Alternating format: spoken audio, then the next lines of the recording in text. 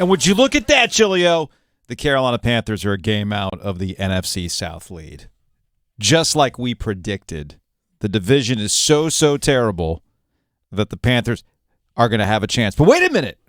I was saying, right now they have the number 3 pick in the draft, so they're a game out of the first pick. Yeah, the game and that's the funny thing about this weekend. They're a game out of the first pick, and they're a game out of winning the division, which is crazy. And that's the current state of two things: one, how bad the Panthers are, but also how bad the NFC South is. This is, in the radio business, we like to do this thing where, here's what I got right, and here's what I got wrong. And oftentimes in our business, we don't like to tell you the times we got things wrong. In our mind, we're always right about everything. Always. Every single time. Giglio's making a face. You love me. Are you sure? What?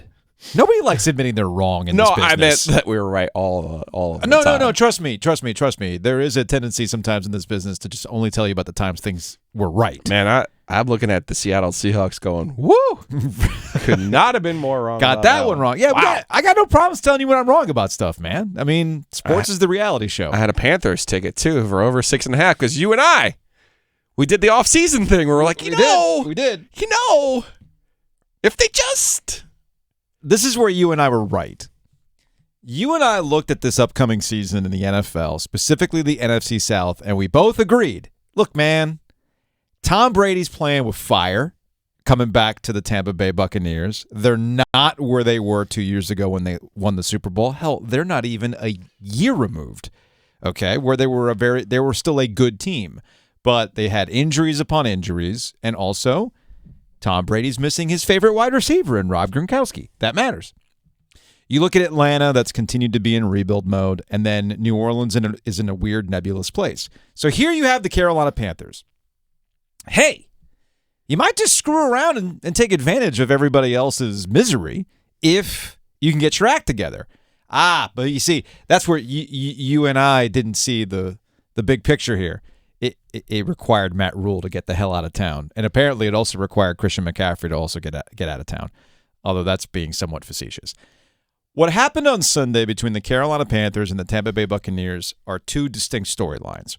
There's the obvious one that's on a national level, and that is, oh my goodness, can you believe that Tom Brady lost to this Carolina Panthers team? In fact, here's Todd Bowles, the head coach of the Tampa Bay Buccaneers, calling it, and I quote, a dark day losing to that Panthers team. We as a team, starting with me and the coaches and the players, got to be accountable as well. It's a dark day for us losing the way we did and the mistakes that we had that we shouldn't have had. And, you can't do nothing but pick your shirt up by the tail. We own it. We have to own it to a man. We have to stand up here and own it and make no excuses. And we just got to start digging.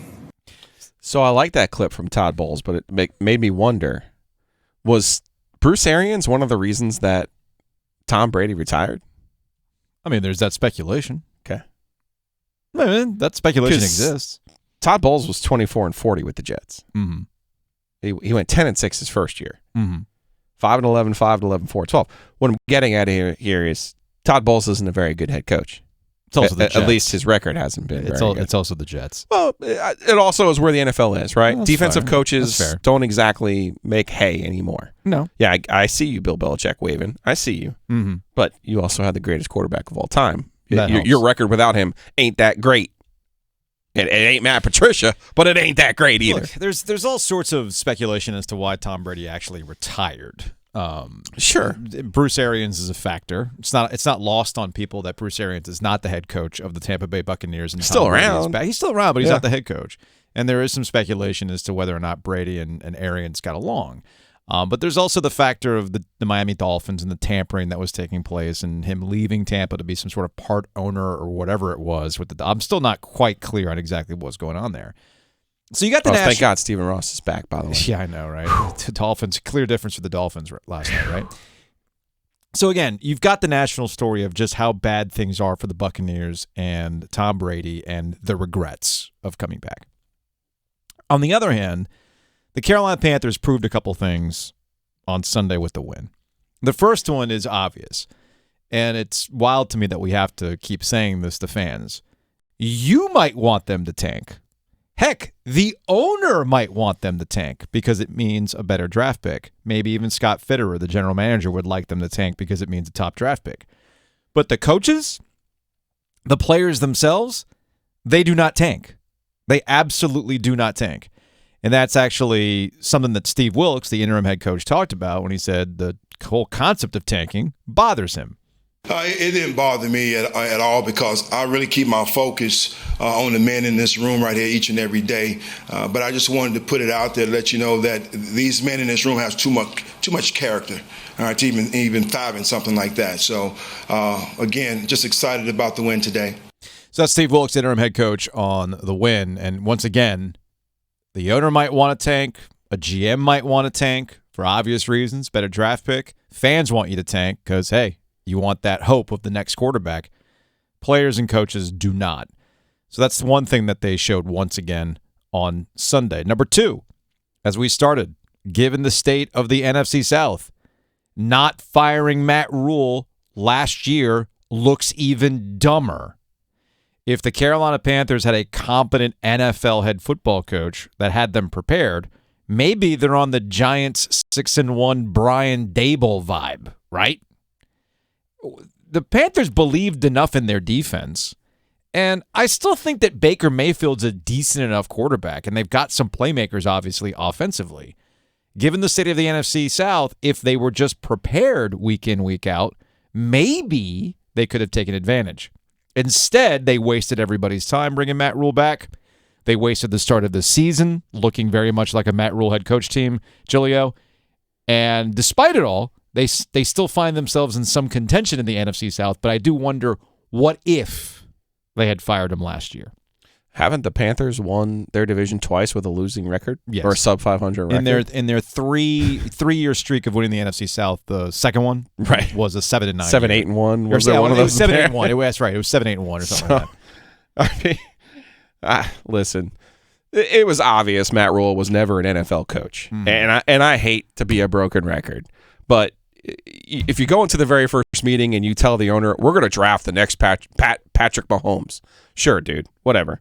If you go into the second week of the NFL season against Tom Brady and Bruce Arians and you fake a punt from the other team's 36 as if the whole building doesn't know you're going to fake a punt, as if you're playing Florida International on a Wednesday night on ESPN Classic. This is the NFL, man.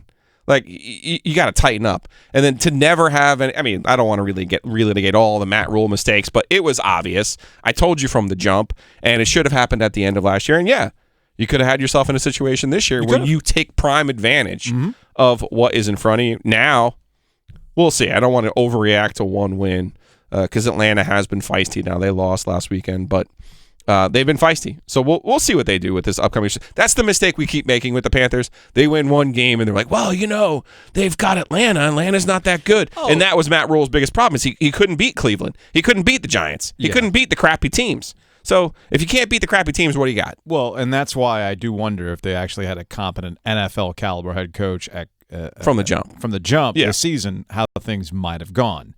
I'm not saying they go straight up Brian Daboll 6-1, which is kind of an interesting anomaly, but I do think they'd be a heck of a lot better, and maybe they actually would have been in contention for the South. And the third thing that we learned on Sunday, as we see Mike Evans drop a pass that was put right into his hands by Tom Brady, and maybe the tenor of the game changes if they score off the jump with that pass that Mike Evans drops. But you know why Mike Evans dropped that pass? Oh, Giselle. Yeah, Giselle. Giselle lit a candle.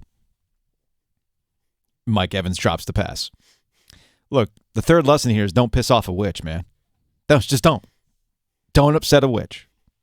Not if you can do anything about it. Otherwise, you see what's happened to Tom Brady and the Tampa Bay Buccaneers.